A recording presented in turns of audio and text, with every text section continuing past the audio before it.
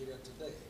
And as usual, Nigeria is rather a special day because I have a guest that will join me in looking into certain topical issues trending in our media. And from my left is not a person but Comrade Elekwachi Nnamdi Elekwachi. He is a public affairs analyst and also a public affairs analyst, and he's in the studio today. Comrade, you're welcome to the program. Thank you for having me, John. Comrade. It's a beautiful privilege. All right, and I am your anchorman, Chinedum Adiele. Today, I rejected Atiku's suggestion to take 1 billion naira loan for PDP.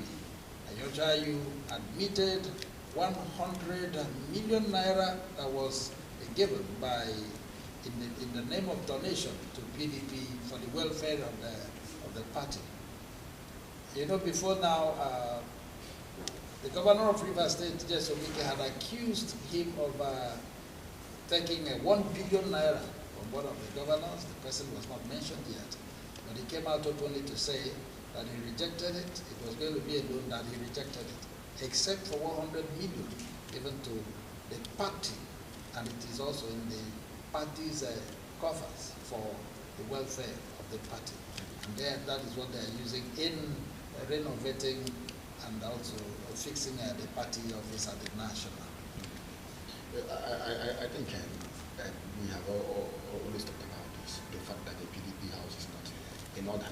Remember, before now, we saw certain members of the campaign or stakeholders return money. Some money, yes. Yes, money is given to them. They, in fact, checks paid to their checks. We give for some amount of money given to them. So I think it's still especially that of the South chairman. Yes, yes. Because even with a letter. With a letter, yes, and it still speaks to the same thing that there are still issues, grey areas to be ironed out, and PDP should not continue this way if it is desirous of winning this election. Come to it must not continue, because this to me seems to be like a self-imputation. And that's again, I think the essence of this whole thing is that the political landscape is changing, and I think it will not be different with the PDP. If you look at what is happening, people are now beginning to volunteer and donate their money and sponsor parties. But before now, we used to see parties roll out billions and then tell you that they are the biggest party in Africa, or they are this or they are that. According to the law of the federation, in fact, according to our extant laws, both electoral law, there are 3 sources of funding political parties: 1 candidate, 2 party members, then you have what you call third party. So as it is now, we know that the third party structure is now beginning to take the narrative, where people are now beginning to come out with their own money, contribute, buy food, take to the streets. Campaign is now going to the street, and I don't think it's going to be different from the PDP. But then there was a news also circulating about this issue that yes, I did admit that they said 1 billion was to be taken from a certain bank belonging to a former member of the party, and then it tells you something that perhaps as you may know it, PDP may still need more money, because in Nigeria we even talk about money is like a war chest with which you carry out the presentation, and that also very because of the fact that we still have issue with election or with campaign finance. For example, the electoral law will always take at billions what a presidential aspirant or what a gubernatorial aspirant is required to spend, and to an extent it doesn't help certain class of persons, especially the youth and the women. And that being the case, I think if we are desirous of harmonizing the system, we will always get it right, following the law. Because as I stated confidently that according to INEC report of 2019 election, they said political parties were expected to report, to make financial disclosure, to report to the commission as the umpire how it's expended funds.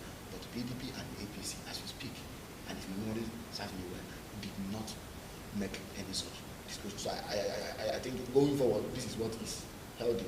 I think I should expect that parties are circumspect, parties are careful with the way they handle money issues and all that. Because if you remember very well, if a candidate is elected on the platform of party or is supported by a party, they are usually cut off from the electorate. They will only return after 4 years. That's a quadrennial arrangement to share bags of rice, 5,000, 2,000, and then go back again. So I think we should begin to vet for these parties, and that's the work of INEC as the commission.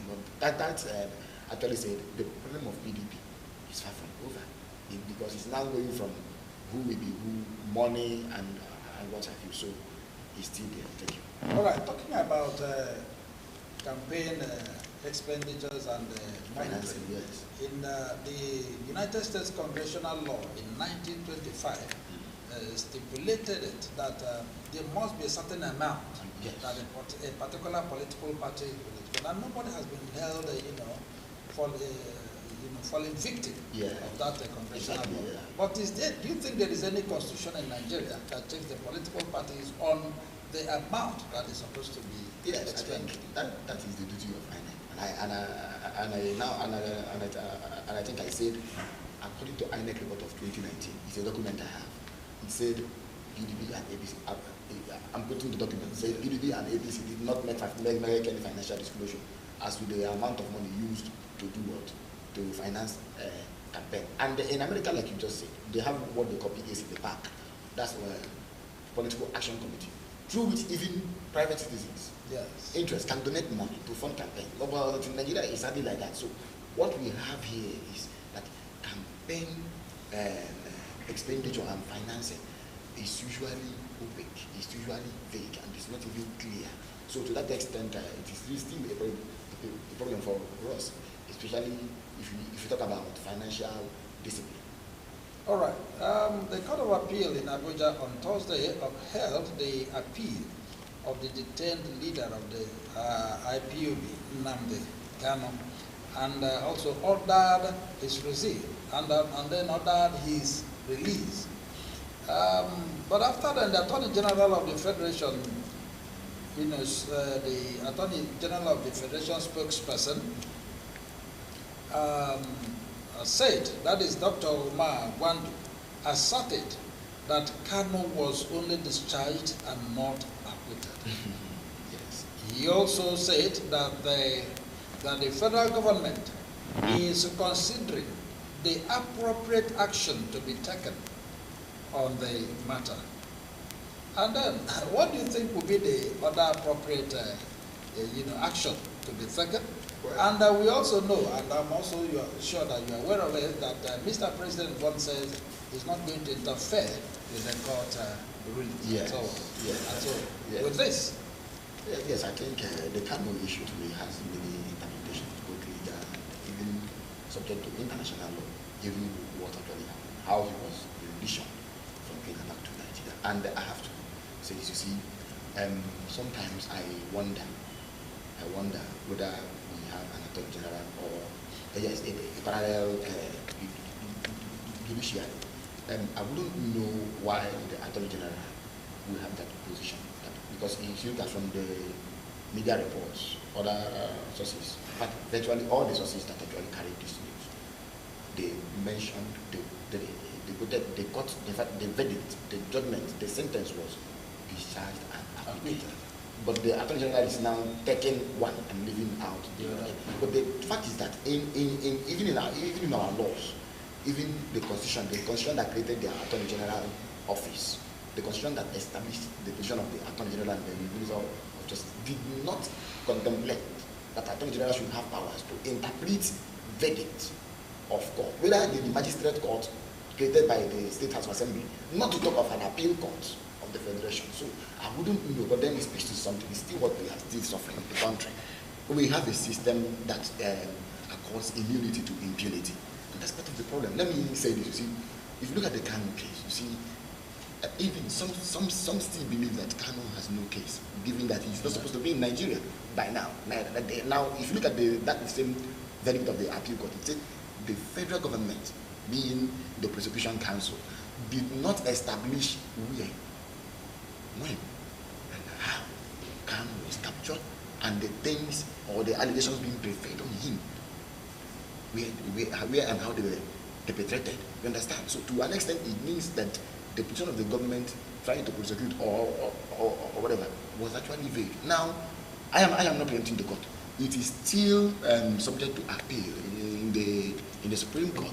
But now the thing is this: what is the government do? In the intervening period, Khan should have been free, but I wouldn't know why.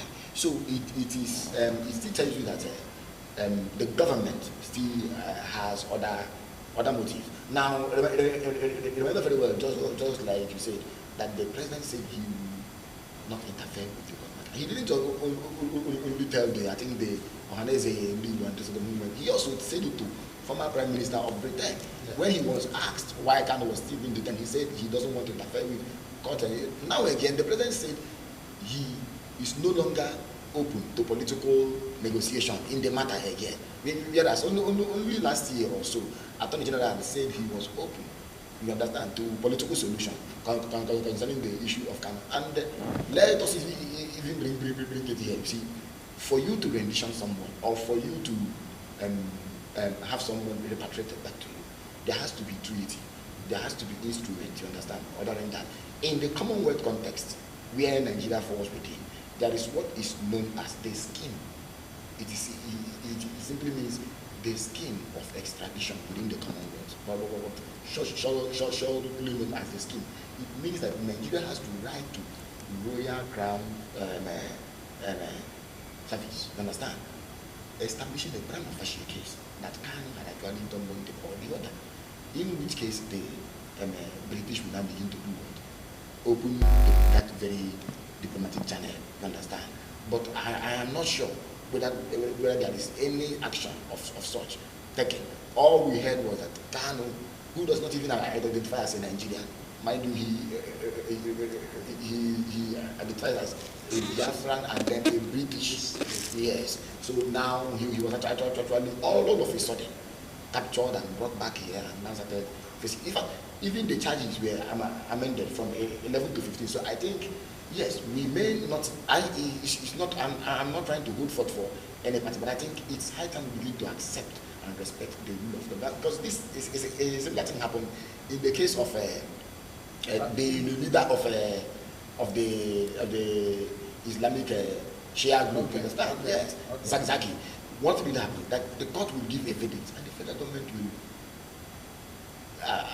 follow its own procedure. Even the recent ASU case that has led to their calling of the strike. Yes. They were asked to go back and obey the law of the verdict of the industrial court. Yeah. And now, if they want to go for an appeal, they have to obey that court order first. Yes. And so I don't know what is happening. And then when we talk about court of competent jurisdiction, yes, and a reputed court like Court of Appeal. And we are also either appointed or elected by that same government. Yes. To sit over, the government. From what we are hearing, it was a unanimous decision. Yes. The three justices agree. So I think I wouldn't know what the issue with our Attorney General, because to me sometimes I wouldn't know, but it just speaks to something that rule of law and the independence of the judiciary is still far from here, and that brings us back to the idea of parliament, the separation of powers and functions. Anyway, we'll come back to that. We'll come back to that because I'm sure the counsel to the IPOB leader, the detained IPOB leader, had something to say. We'll come back to that. You can't acquire arms. Federal government tells Otom, and not just about acquiring arms. The Chief of Defense Staff, General Loke Rabo, has revealed that no such national government have power to acquire arms and ammunition for their various security outfits. Considering the level of insecurity in this country, in various states and so on, there was a state in the north sometime that had to beef up its security by having these local vigilante and armed them And then, on top, we also know he said for about 3 months, he applied to the federal government to ensure that the security persons in the state will have AK-47, because amongst all these affected Boko Haram, I think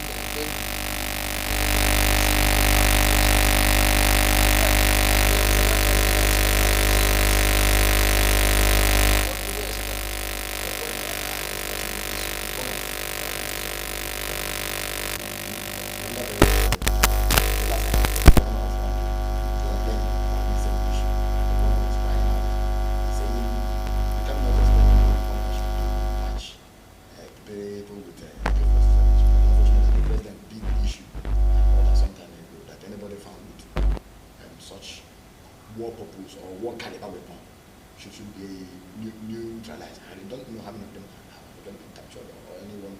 In fact, you see, the problem we have is that national defense is still in the exclusive list.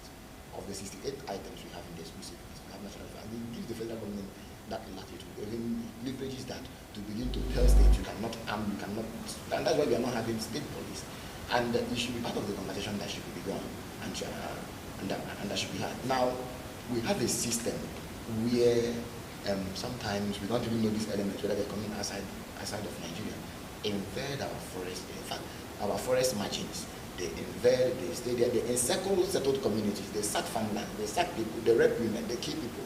Yes. And yet, if the subnational government begins to think up with the idea of coming up with a defense, the federal government, in fact, I remember once a letter coming from the former Inspector General of Police in a matter like this, warning a particular governor or a particular subnational government not to a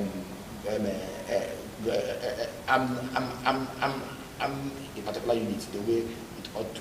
But the same federal government is not doing much in terms of securing the borders of this nation, in terms of making sure that lives and property are protected, which is the primary responsibility of any government, especially anyone deserving of that name. So I think it's part of the conversation that should be had. And then the state governments, they are not doing much in this area. The last time we heard something about this was when the southern governors came together and talked about state policy, which to me seemed to have actually diffused. So we are no longer hearing about it. So it's happening everywhere. That some elements. Now, considering what the Benue State governor has gone through in the hands of these call them terrorists or bandits, whatever, or bandits, yes. Considering what they have passed through, what they've been through all this while, do you think it is right, or maybe for the federal government, to stop them from acquiring? Because what I'm saying, after 1 month, that he is going to make sure that he acquires these weapons himself. Yes, I think the federal government should be able to tell itself the truth and then tell Nigeria the truth, that it has not been able to secure this country. And that is, in fact, even in international law, it is one of the duties and obligations expected of a state to protect the lives of citizens and aliens resident in these borders. And I want to say this, the federal government should not continue to toy with the issue of security just because it is in the exclusive list. You understand? It should begin to shed more powers. And I want to come clear now. You see, we've had calls for self-defense, even to people to arm themselves. It's even coming from retired generals in this country. It speaks to something. We've seen this. We actually had a case where a former presidential aspirant and then minister of finance was actually kidnapped or something like that. Olufalaye, you understand? So, and then if we continue like this, we might actually snowball or actually cascade into the Hobbesian state, where his life is short, brutish, nasty. So, is that what we want? No. If the federal government is not getting it right, there is every need to begin to do what? To interface with the state. Because if you talk about intelligence, it is something local. Intelligence if you want to get intelligence of a Bauchi state, you must not rely in Abuja. You must not rely on Abuja. You must go to the grassroots. So, and that's why it means that the state, even the local government, are stakeholders in security. But in Nigeria, the federal government is the be all and all. So I think the federal government should not even sometimes be trying to clamp down or trying to actually own the entire narrative. They should open up, allow states to do the necessary things. Don't you think the 36 states in the Federation, I'm not sure there is any state in this country that has not been affected by these bandits? Yes. Then, don't you think that the state governors are collectively not doing enough to ensure that their states are saved? Yes, why we may say they are not doing enough, but there are also limitations to what they can do. You understand? Because I have heard governors grant interview, and they will tell you that their duty stops at sponsoring or supporting the security agencies, yes, by giving them vehicles and then operational logistics and other needs. But they cannot even issue a command to them. If the commissioner of police is not answerable to the governor, then there's a problem. It means that the governor may not deploy a police contingent to a crisis spot or conflict zone when such a situation arises. So there is a limit to what the governors can do, because our constitution, like I say, makes the federal government the be all and end all, the final arbiter of national security, and it shouldn't be like that. Yet the same government will tell us that security is every man's business, that we should report foreign characters and then take it. But then, how else can we own the security fabric of the country if at the local level people are not part of the system? It's a problem. Okay. It has been alleged that the Army, Navy, Police, and Nigerian Security and Civil Defense Corps (NSCDC) and officers deployed to tackle oil bunkering in the Niger Delta sponsored their own illegal crude oil refinery camps in the creeks. Only the Department of State Services (DSS) is not involved in this show of share. Remember, sometime about a week or 2 weeks ago, P2P talked about this. Yes. And even the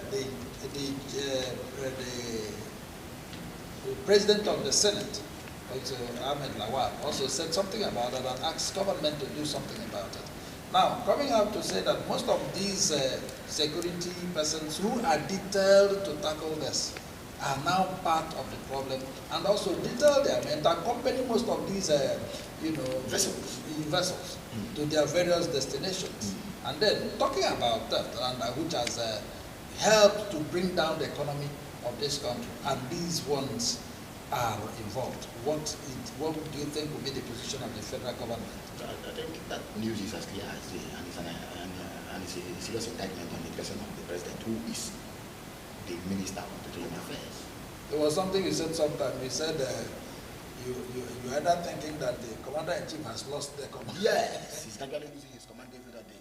So to me, and it is still re-echoing here now. You see, I want to say this: there is no other country whatsoever that has the powers to enter into Nigerian territorial waters and begin to do tap our offshore oil resource or inland. And I will explain. This is part of international law. Nigeria is a coastal state, and by our own laws, we have access to a particular or a certain nautical miles from the coast to the international waters, which we control as part of exclusive economic zones, or where we can trade or fish or use for other concerns. But as I can tell you that some time ago we had a Norwegian ship being operated by some other persons or some other elements enter the Nigerian waters, and that ship was called MV Idumo or something like that. I can't remember the name again. That ship entered into our territorial waters for some days. And mind you, some of the ships, you don't stay a day or 2 or 3. You understand? To even load them. Now you load them and they will disappear to places like Sao Tome and Principe, Equatorial Guinea, and other nations with which Nigeria share maritime boundary. And it's a very serious issue. See, come to that time tell you that yes, what is happening in Nigeria, we cannot excuse the Navy. Because if a ship is coming into Nigeria, there are 2 things involved. It is either an enemy ship or a friendly ship. If it's a friendly ship and the signal is obtained, the Navy obtains the signal, they issue what you call right of innocent passage. Right of innocent passage, meaning it's a friendship. And again, NNPC also issues clearance to come and do load oil. You don't just come and go to the field to load oil. You must have the clearance from NNPC. So it means the international oil companies, both the NNPC, both the security agencies, they know what is happening. And now listen, it is so funny that when we talked about this thing, everybody was just like, until Tompolo came. So Tompolo, whom the government said we should be declared, or if in fact over actually declared wanted, now came and uncovered that there were some facilities installed beneath the ground, tapping our oil resource. They were first to tell us it was 9 years. So how did they come about that? I can you see. So I think it means that a syndicate, less than 1% of our population, is impoverishing Nigeria. And let me tell you, at a point we realized that OPEC quota was 1.8 million. Nigeria will drop at 1.1 million barrels per day production. At a point we were even producing 900,000. Now after 900,000, they said 700,000 barrels were being stolen every other day. It means that these persons are ripping this country off, and we're getting $700 million daily. So it speaks to something. So and then again, if you talk about the NNPC, you see, I have a problem. You know that for over 40 years of existence or so, NNPC did not make any financial disclosure. Now again, the president is the minister of petroleum. Now, why is there lack of accountability in that sector? Upstream, downstream sector, no accountability whatsoever. Anything goes, and yet we have a president who is the commander-in-chief and also the minister of petroleum affairs. You see, the National Assembly is not even doing its job. You understand? Because it has committees. I have said it here that they say part of the duty of the National Assembly is to do what? Is to investigate through what you call oversight. Have they been able to do that? So it's a problem. Okay, before now the current administration, Mr. President was one time also appointed the Minister for Petroleum. Yeah. I think that was Obasanjo's regime. And every other person would have believed that his reason for taking up so that portfolio with his presidential duties is to enable him monitor and ensure that transparency. Transparency is seen. Now, with what is happening, what are they telling Nigerians? If all these ones are involved, is there any way the presidency will not be aware of all this? That is the question. Thank you very much. You see, there is hardly a way the presidency cannot be aware of what is happening, or someone within the presidency cannot be aware of what is happening. You see, the NNPC has not been remitting any dime to the FAC or to the Federation account since this year. You understand? NNPC has never remitted a kobo. NNPC says it is using what it's, mind you, is now limited under our new Petroleum Industrial Act. It says it is using what we should have remitted to the Federation account to pay for subsidy. The subsidy, they say will be ending next year. Now listen, it means that if NNPC is and fails to remit, somebody is supposed to question the NNPC. And who is that person?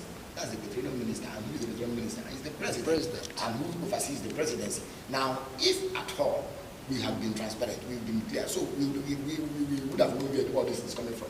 I know how to plug the leakage. See, it took only B2B and the other persons to begin to voice out. And now people began to sit up and we started seeing contract of 4 billion or whatever, given to Tompolo and whatnot. In a country where you have the police, where you have the civil defense, where you have the Navy, where you have the Army, where you have other security agencies, sister security agencies, making sure, even NIMASA, the other day, the NIMASA goes married to the award list. The Nigerian Maritime Administration and Safety Agency, NIMASA. So how can you tell me that somebody who was supervising that agency that sees to this safety or safe administration of our maritime resources and then boundaries, such a person at the time when the nation was reported to be losing 80% of oil sales, 80% of what is being produced every day, such a person should make it to the list. So I think someone with the president is aware of this thing, and then maybe the president is not aware, but then someone within must be aware. Well, you know, there are two things about Asorok. Yes. The president and the presidency. And the presidency, yes. So the president may not be aware. And the presidency is aware. And the presidency may be aware. It happens. All right, our wonderful viewers, we are going to go on a very short break. When we come back, Nigeria Today continues. Sit tight and don't go away. Keep watching Living TV. We'll be back in a jiffy.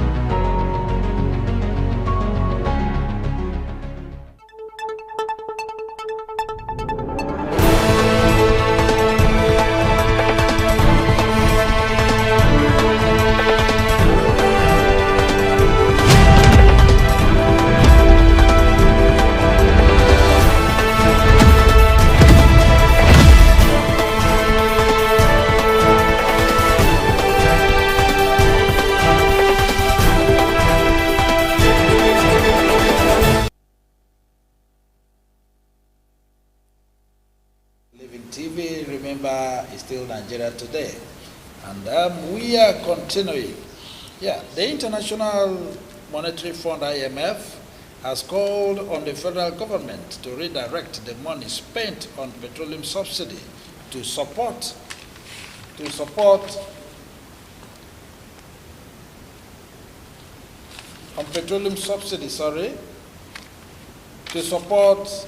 vulnerable households to reduce the impact of shortages and inflation triggered by flooding and climate.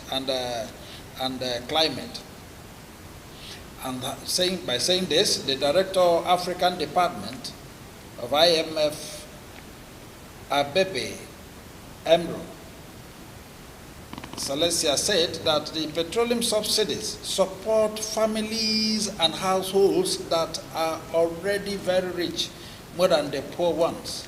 That something must be done in this country to ensure that the poor will benefit from this so-called oil subsidy. Do you think a man who made such comment is a Nigerian? The comment is made, I think. You see, I love the whole development as they are coming. You know that Nigeria is markedly illustrated inequality. Inequality seems to be the order of the day. And when you hear oil subsidy, some persons are reaping this nation in the name of subsidy. Remember when subsidy became an issue? In fact, subsidy started at least in the 1980s or so.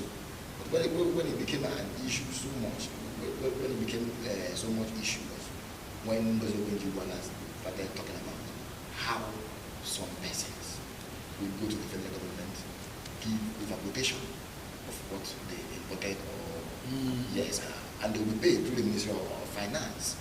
And it was happening in this country. So the federal government will pay this money in the belief or in the hope that the product is ending there, and yet there is scarcity of the principle of the product God has given us naturally. Naturally. Of the resource. Now you see, when you say the flood happening in fact, it's happening in 32 states, according to the according to the release from NIMET, Nigerian Meteorological Agency, and then also even NEMA themselves. I remember when they had a joint collaboration, they now issued this and said Nigeria should be prepared. But the problem we have is that it is part of weak foreign policy mechanism, and I'll have to explain this. That Cameroon has what you call dam, which they usually do release the waters to go away when it becomes so severe. But Nigeria had an agreement with Cameroon to build a dam that is twice and a half the size of the one Cameroon has to trap this water. Do you know since 1980s the dam has not been completed?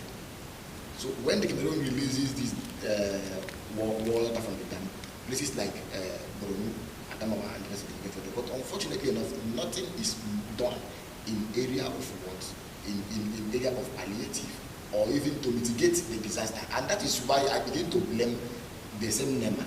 Even at state level, you have SEMAS, state my emergency management agency. You also have at the federal level, Ministry of Environment. You also have, even at state level, Ministry of Environment. Then again, in this same country, we have Ministry of Water Resources. I'm talking about authorities that should be mitigating this disaster. Even before it happens, you begin to evacuate. You see, Hurricane Ian is happening in the United States of America. When it was coming to Florida, people were told, they were foretold and they prepared. Some were evacuated. Those who wanted to stay and observe that very nature stayed, and we're using the camera to photo. Now, you ask yourself, in Nigeria, is there any contingency plan? You still remember we have the Ministry of Human Resource, whatever, by Hadia Sadiq, the name of the ministry. Yes, but her ministry is also giving funds to take care of social issues like this. Even the so-called conditional cash transfer, how does it get to the poor? If not to select persons who belong to either the party or who knows who or whatever. So I think the person who made that statement was very correct. If Nigeria is desirous of addressing injustice or addressing inequality, the money you get from subsidy should be used to build infrastructure. And this is coming from people who we are owing, and who have been telling us that we are exceeding our borrowing limit. You understand? Okay, I talked about it, but I said every other budgetary outlook or outlay, you begin to see deficits. And when you are planning a budget of 20 trillion naira, as we are planning, or as we are proposing, and you are having 11 trillion naira deficit, that budget is not realistic. It's not realizable.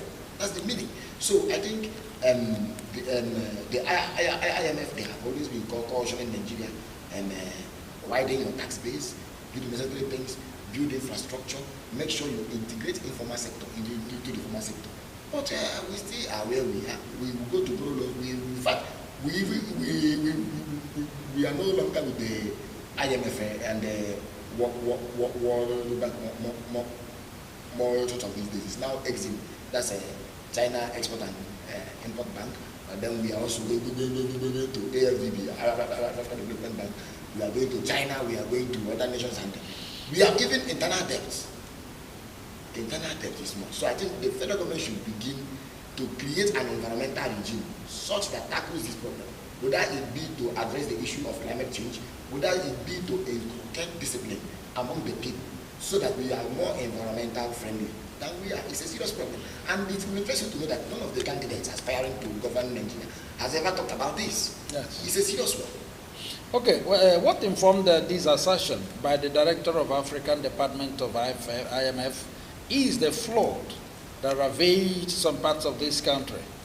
Among the states mostly affected by this disaster is Anambra State, where about four local governments were really involved, and a lot of houses submerged. Yes. And then the question is, if we have this subsidy, what is the government doing about this? And the governor of Anambra State, they have located or rather built some IDPs where these people are kept. And then what is the government doing about it? You see, as far as I can tell you, the governors met with President Muhammadu Buhari. He told them to go back and meet with themselves and submit information to him. That's the last I heard about this, the federal government. I'm yet to see what the Ministry of Environment has done differently. You understand? To mitigate. I'm yet to see what the ministry headed by Hadi Sadiq has actually done to make sure that you give support and support. See, comrade, we are not talking about only support or even cash. Do you know that people are psychologically wrecked? Do you know that people are traumatized? Seriously? You know, as we speak now, farmlands have got, in fact, 600 hectares of farmland, of rice farmland was lost. To this very issue. I think in Kogi State. Yes. Now in Anambra State. And lives. Yes, lives were lost too. 76 got capsized. Yes. They died in the capsized boats the other day. So the thing is this: the federal government must begin to plan before this happens, because it looks like this is the perennial problem. Remember the one of 2012, what happened in Delta State? Ozoro, Isoko, and the rest of them got flooded. People lost their lives. People now, you know, as we speak now, some houses are submerged. In fact, this is creating serious problem in the north because fuel will no longer be transported from the south to the north, and people are now buying from black market. In places like Abuja, fuel is now exorbitant because of this. And the traveling from Lokoja through Lokoja to Abuja, yes, by road, is now a serious problem. People now devise either Nasarawa or whatever. And mind you, these are not the best of times for this.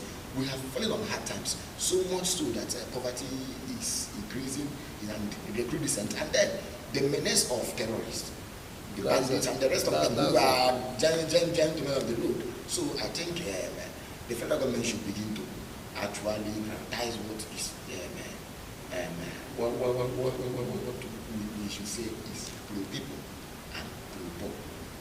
Yeah, by looking at this, and also by this statement credited to the African Department of IFM Director, Abebe, you know, talking about this, one will ask, what is the essence of government in the society if they cannot come to people's aid in situations like this?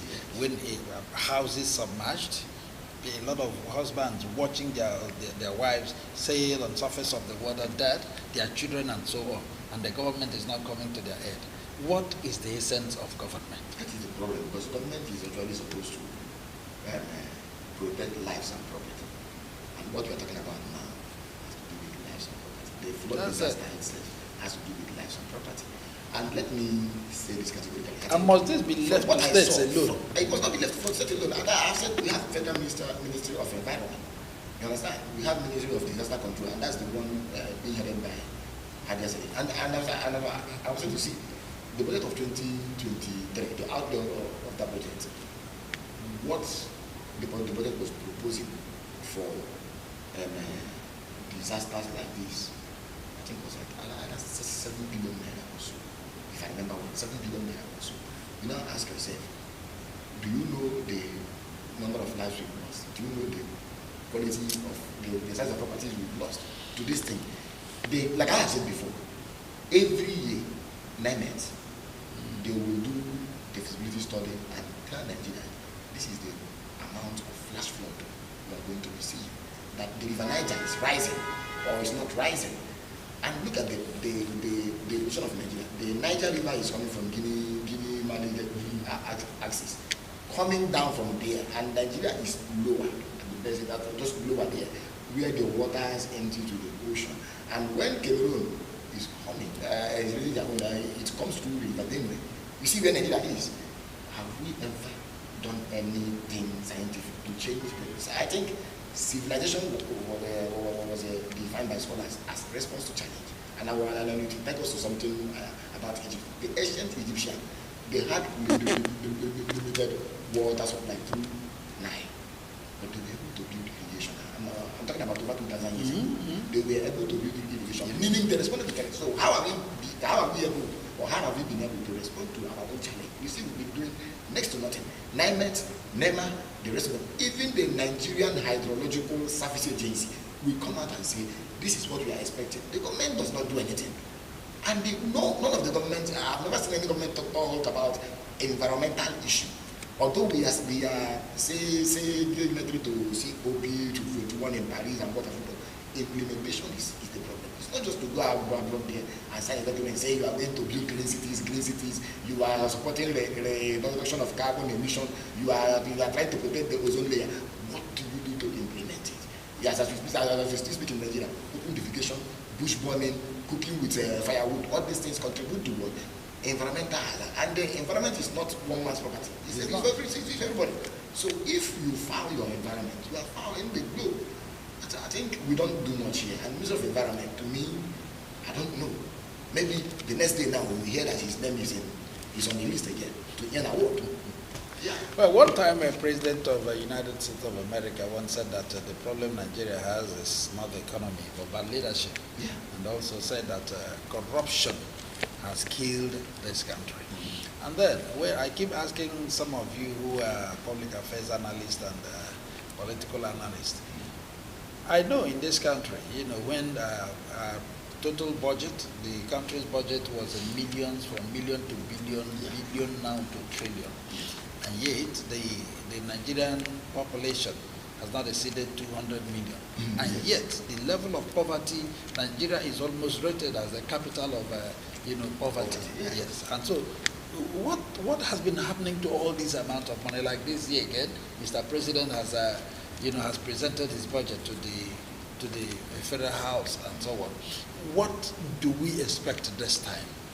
Where do this monies go to? Thank you so much. I remember in the either 2018 or 2019 when Governor Williams was crying that the budget of that same year by December has not even been half implemented. That the budget has not been half implemented. Yeah, I think the problem we have in the area of budgets and spending is that we citizens, we don't do much. We don't do the oversight. As I say, many citizens do not even know that they have to write to budget office or the planning office and say, give us the template of the budget.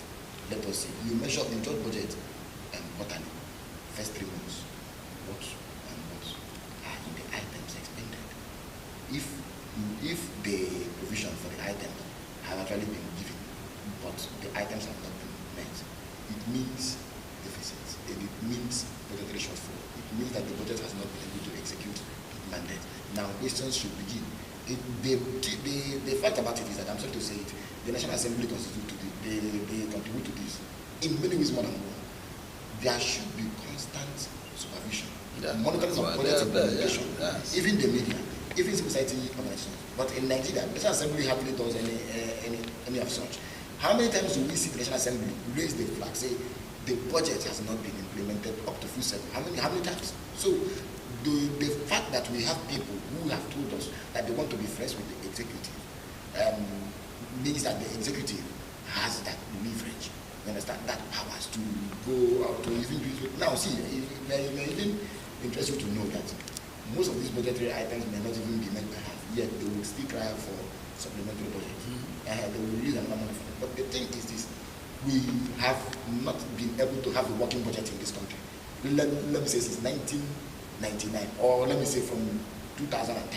We've not been having, if you look at the budget template, it is not telling us the truth. It does not reflect the Nigerian reality, because most of the people who are supposed to be contributing to that budget are not there. Budget simply means, what the budget does is that it helps a nation to plan. Budget is part of national planning or national national design. If the federal government releases the budget, the state will now begin to plan and begin to release. The local government will now release. Even households will now begin to adjust. You understand? We will now begin to see whether household finances are shrinking or are expanding. But in Nigeria, it's every man for himself.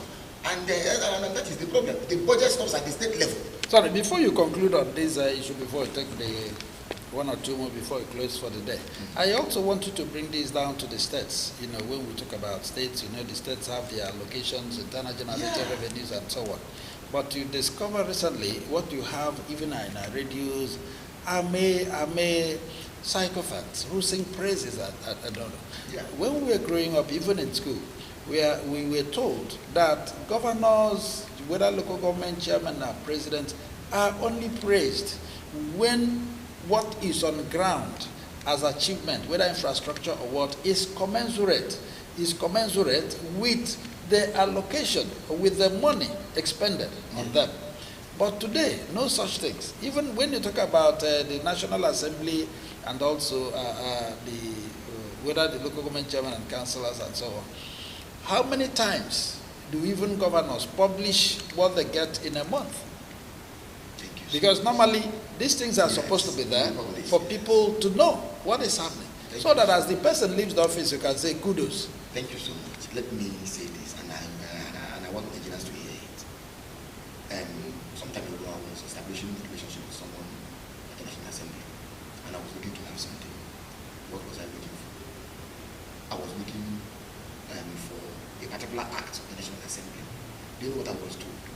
That the National Assembly doesn't have ink to produce. This is funny. I should exercise patience.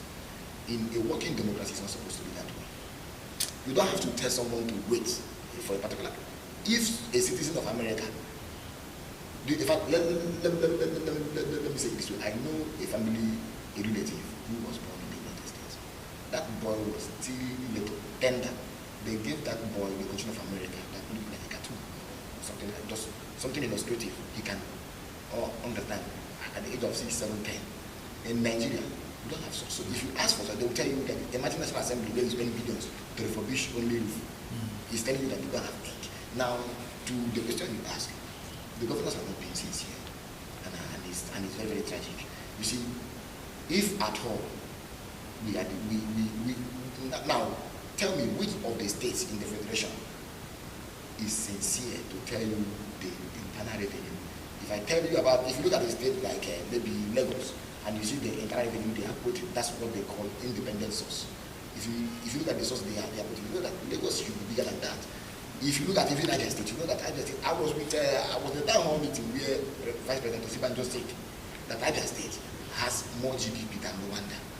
When we are talking about Rwanda, using Rwanda as a template of a fast developing economy, Osibanjo said that was January 2020, and putting him, and he is speaking as the head of the economic team or council. He said that Niger State has more GDP than Rwanda. Then why is it that at state level, states are not performing these miracles? Do you know how much they collect from taxes and the rest of them?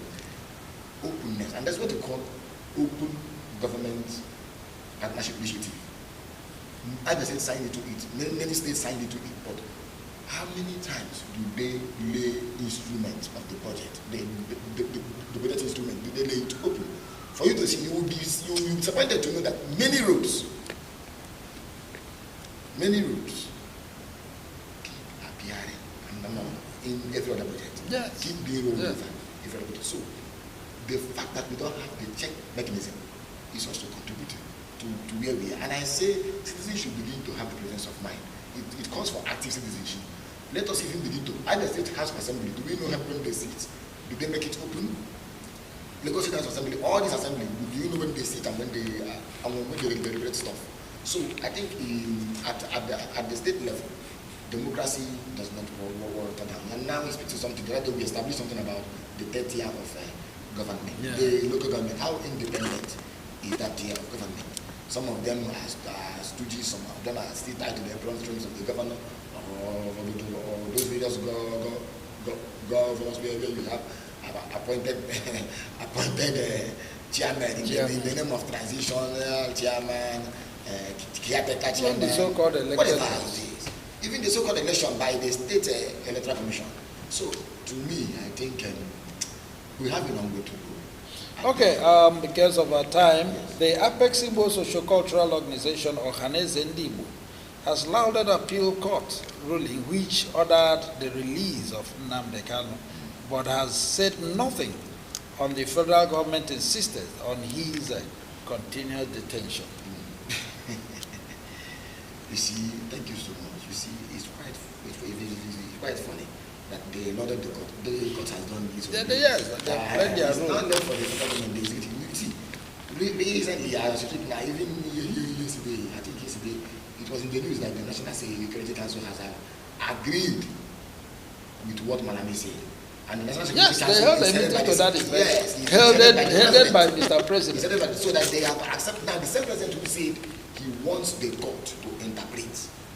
Yes. To treat the matter the way it suits them.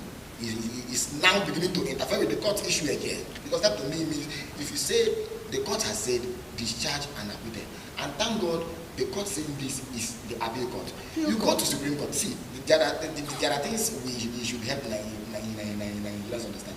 Supreme Court is not a court of first instance.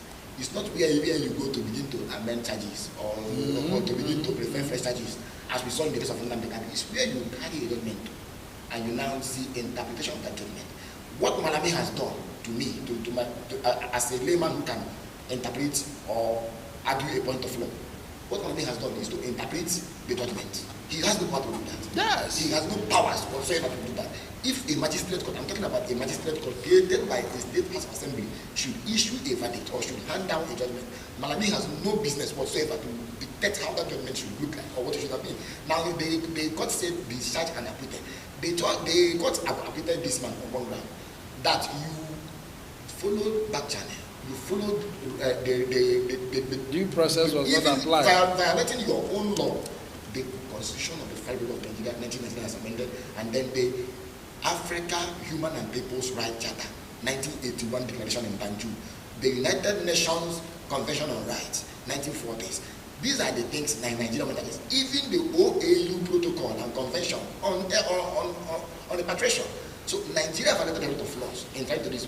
I am not yet saying that Kano is a saint or that all he has done, including the tactics he used to qualify his cause, could be justified. But what I'm saying is that if you want to come to equity, you must come with clean hands. So the court has ruled in its wisdom, and the federal government is now ruling, countering the court through the Attorney General, as seen in that statement. So to me, it speaks to something. If the National Security Council will come up to say they are supporting or they are backing Malami, we now know that's what they've said. So to me, it means that justice is not yet within sight for now.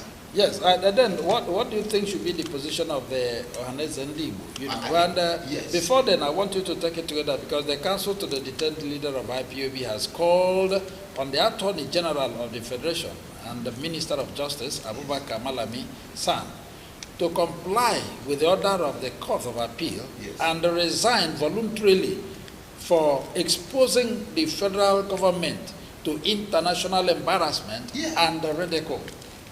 Yes. Thank you. On the part of Ohanes Ndibu, I should expect them to go and meet the president. Let them remind the president, this is your position. Some time ago, you told us that you don't want to interfere with the court. Now, the court has ruled in its wisdom, and that's how we say it, in its wisdom, yes, that this man has no case again, given what you've done to him, how you prefer charges against him, even amended charges, that even the High Court lacks the jurisdiction to even try that matter the way they did, without first establishing, among other things, how you got this person back here. Now, they are supposed to go to the Mr. President, see him, say, Your Excellency, sir, you are the father of the nation, and you lose father of Nnamdi Kanu, father of see, let us all understand this thing, you're father of everybody. And you won't say you belong to nobody and you belong to everybody. You belong to everybody and to no one in particular. Allow justice to have its course, to take its course. And that's what I'm expecting them to do. It's not about releasing statements. It's not about writing. Now they should go to the president and then come back and then deliver the message that this is what we've done and this is what they you see. Oh my goodness. See, and then again to the issue of Kanu team council. Okay. Yes, I'm very happy. Michael Jekome has fought a good fight. Even the other day, his name was also on the list too. He said he never expected it from the president, given that he had decent the president, and even to the extent of the defending Kanu. You see, there is something about this. I'm trying to say it. Do you know, if you look at the Nigerian Constitution, the part or the session creating the office of Attorney General, it doesn't require much to be the Attorney General of the Federation. And that is why people are choosing. See, let me tell you something. I'm not trying to discredit that office, but somebody like Malami, to me, he happened to be our attorney because he was the legal official to CPC. So when President Muhammad Buhari came on board to form APC, he also came with him. That was how he got that position. And this is a man who was aspiring to be the governor of his state. We saw how money was spent. Has anybody asked question? So to me, I think, in fact, to me, I think I began to lose his duty. Let us also establish it, is to advise the federal government on legal course of action. His duty is not to interfere with the court. You see, he has done this not once, not twice, or query the verdict of a court that is superior to him. You understand? We are even talking about the appeal court. Do you know that the appeal court, in some cases, there are cases the Supreme Court does not even intervene. It's not that they are appeal court. Yes. So if you say the court like a appeal court, it means half of what it has ruled entirely, then it means you have another interpretation. So to me, I think Michael said to me, from the last time he talked, and he said he was yet to serve or to get the certified copy of that judgment and then serve on that. Yes. Let them wait it for now and not preempt any of the parties. But asking the Attorney General of the Federation to resign yes. voluntarily, yes, for exposing the federal government to international embarrassment and ridicule. That is the truth. And yet, the man we're talking about is a son. Comrade, to me, the sonship thing, I was beginning to wonder. Yes, comrade, to me, you see, the man, to me, this country belongs to all of us, and we want this country to flourish. We want this country to be the best, as it used to be. What Malani has done to Nigeria, and I can't even liken it to the one Andoaga did under Yar'Adua, when he said Yar'Adua was fit to rule from anywhere, including from Sikimate. You understand? What Andoaga has done, now it's beginning to see, and now do you know that I am at the vanguard of those calling for split of that office? Let us have Attorney General, let us have Minister of Justice. You don't play politics with certain things. Yeah. Attorney General is supposed to be the chief law officer of the Federation, advising the president. So if he has exhibited incompetence so far, so it's not out of place to say he should resign. You understand? If you're talking about the case of Nnamdi Kanu, see how he has handled the case of the police officer known as. Okay. You know, this same extradition issue. You see how he has handled it. You see how he has handled the issue of Ezazaki. Even when the court says release, he will not release. It's not today. So, and even to the extent of, at a point, trying to use the court to overwhelm the legislature, to do the business of the legislature during the last electoral act. Yeah. You understand? The president gave assent to the act. He now brought it to the National Assembly saying, you must amend this portion. They said, no, what is done in good faith. He said, no, you cannot. Now begin to approach the court. To me, Malami may be the son, may be everything, but I doubt if he is fit to be the Attorney General. The Minister of Justice, which is buying the way political, but Attorney General of the Federation, his credibility is much important. This is the man who said, who preempted the president, saying that they are contemplating to declare state of emergency in Anambra State. I can go on and tell you his ills.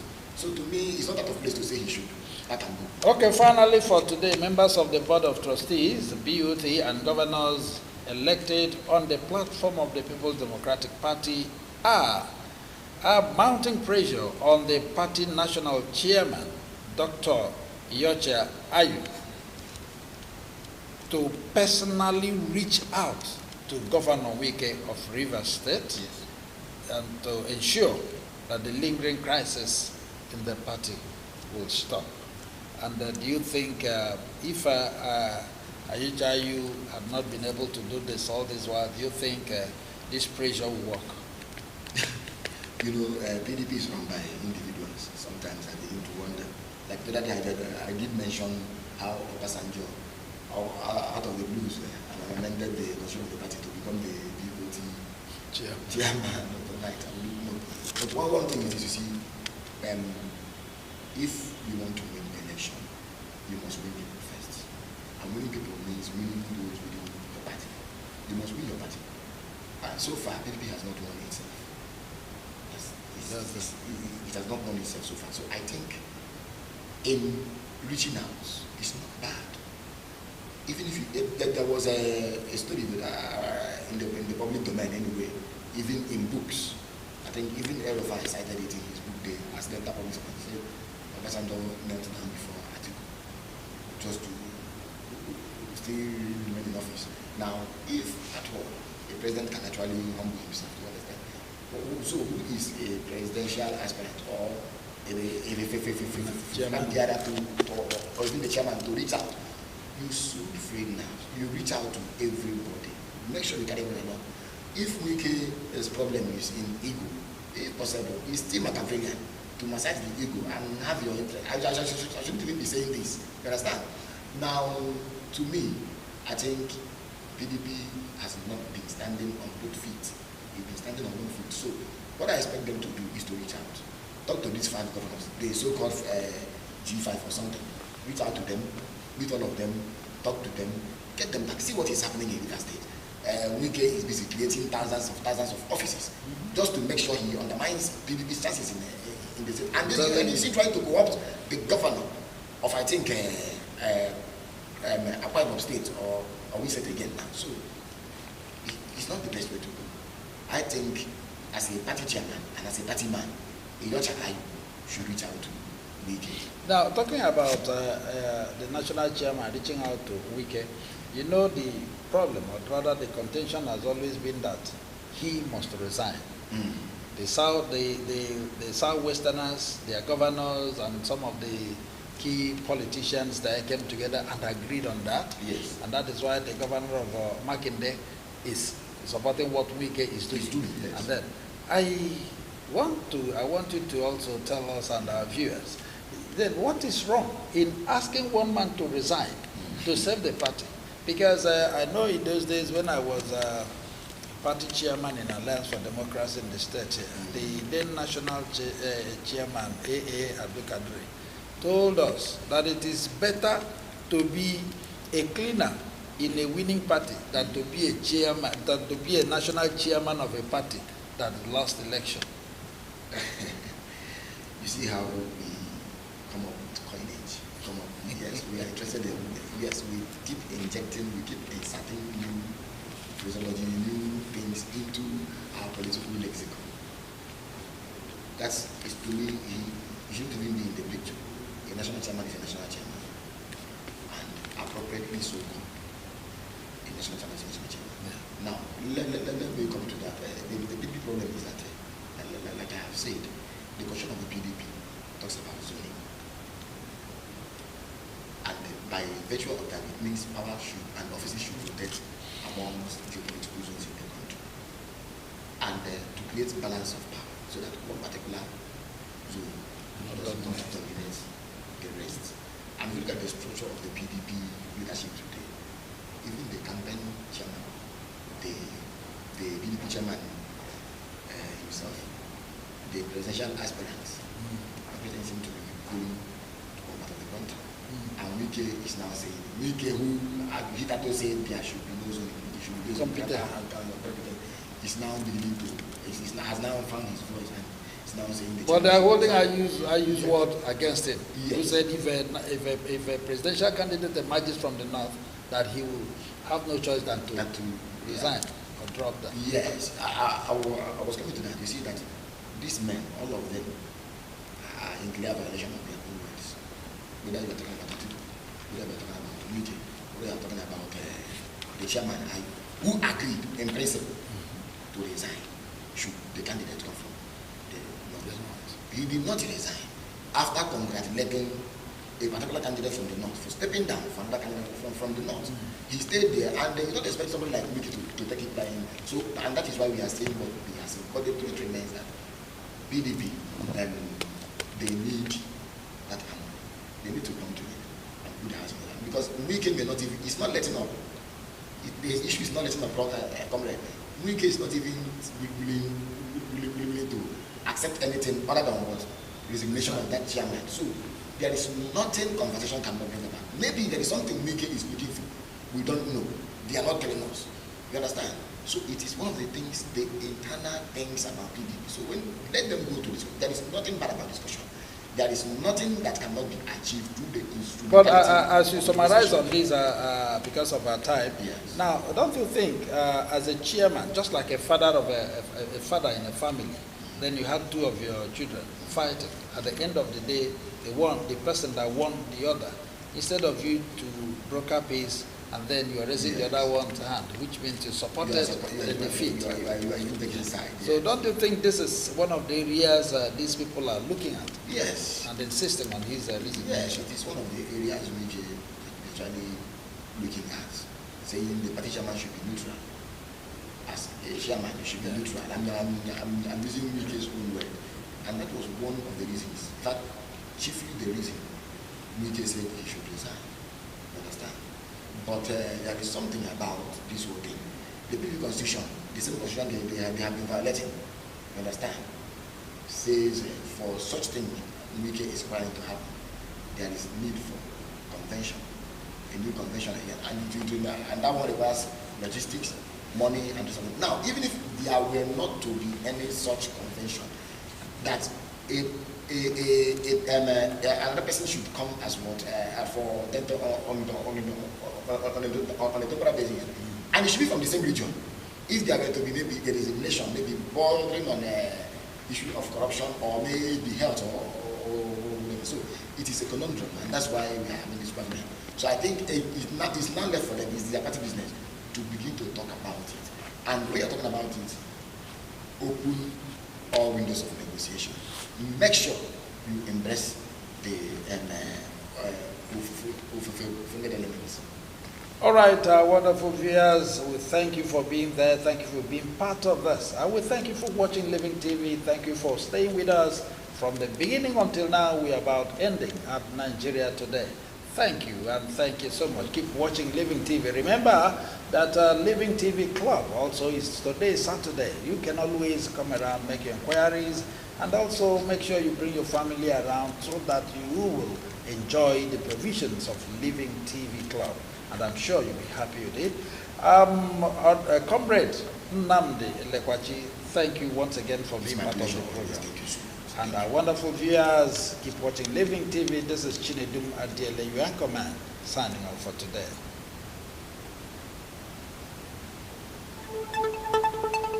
Amen. Thanks.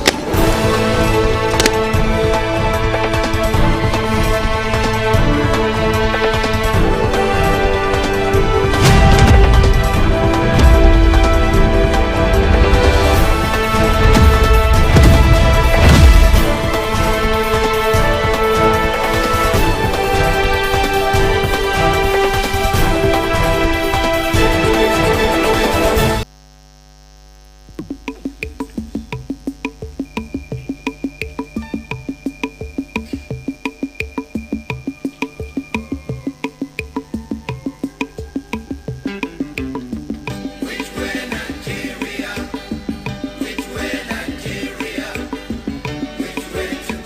which way to go?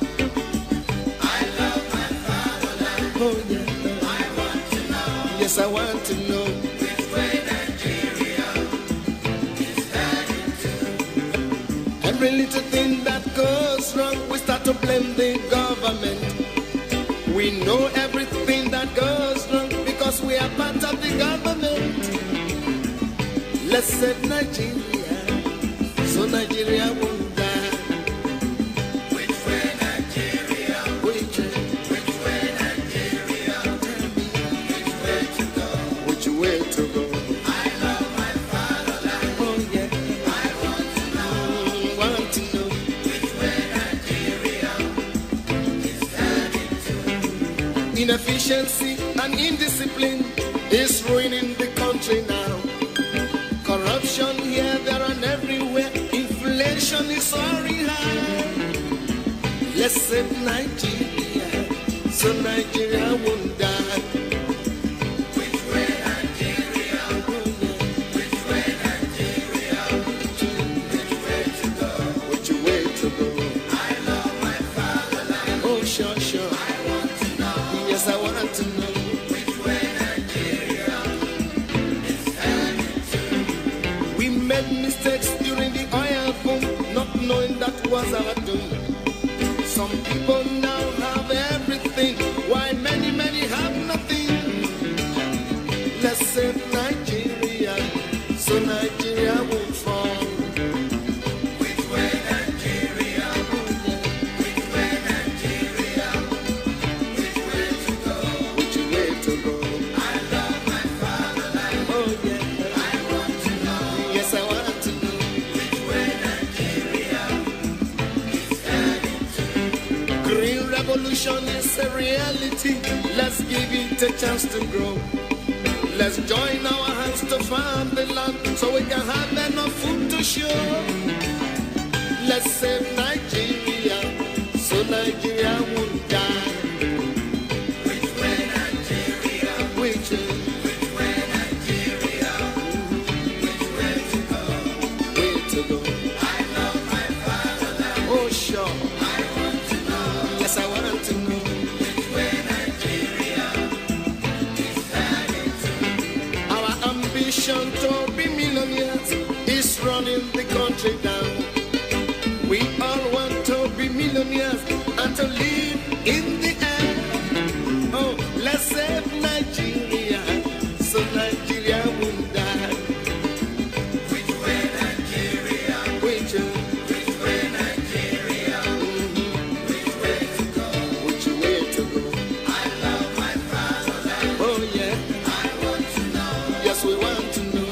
Which way Nigeria is heading to? Remember that a simple step is the beginning of a million miles. Let's start right now to rebuild ourselves so as to make the country smile. Let's save Nigeria, so Nigeria won't die. Which way Nigeria? Which way? Which way Nigeria?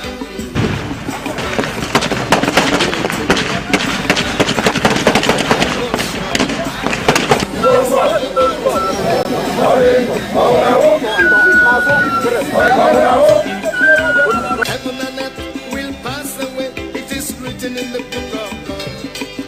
The good people we shall find their ways, and the meek will inherit the world. Let's save Nigeria, so Nigeria won't fall. Which way Nigeria? Which way? Which way Nigeria? Which way to go? Which way to go? I love my fatherland. Oh yeah. I want to know. We want to know. Which way Nigeria is heading to? Which way Nigeria? Which way? Which way Nigeria? Which way to go? Which way to go? I love my fatherland. Oh yeah. I want to know. Yes, I want to know. Which way Nigeria is heading to? One more time. Which way Nigeria is heading to? Let's save Nigeria. Which way Nigeria is heading to? Oh yeah. Which way Nigeria is heading to? Which way Nigeria is heading to? One more time. Which way Nigeria is heading to?